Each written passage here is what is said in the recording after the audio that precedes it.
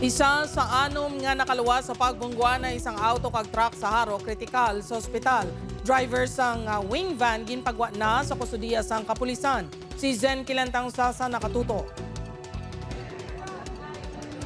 Yara na sa estable nga kondisyon ang apat ka mga sakay sang auto nga nakabunggo sa wing van sa takas Haro sang Lunes sang kaagahon. Ang kahimtangan sang duha nila kakaupdanan ang padayon pa nga ginatutukan sa ospital. Sunod sa kapulisan, kritikal si alias Bon, isa ka soldado nga taga Bacolod City kag na-assign sa North Cotabato.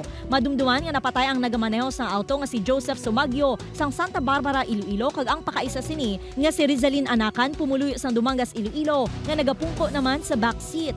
Apat sa ila nakagwa na. So stable na sila. Ang isa ara pa Japon sa ICU. Then ang isa wala pa kami update kung nakagwa siya kay bali iya tiil to. Naestablisar sa investigasyon sang kapulisan nga nag-overtake ang auto sa ginasundan nga pick-up kag wala makabalik sa lane sini rason nga nakabunggo sa nasugata nga wing van nga may karga nga plywood kag ginamaneho ni Freddy Serios. Base sa mga nakakita dito kag sa debris nga nagilapta sa dalan, nagilapaw ni sa piyak nga lane ang auto.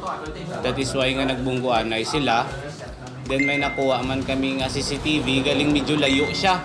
Naglaps na ang reglementary period sang driver sang wing van gani ginpagwa na sini sang kapulisan. Ginahulat na lang sa karon ang desisyon sang pamilya sa mga biktima kung mapasaka sila sang kaso.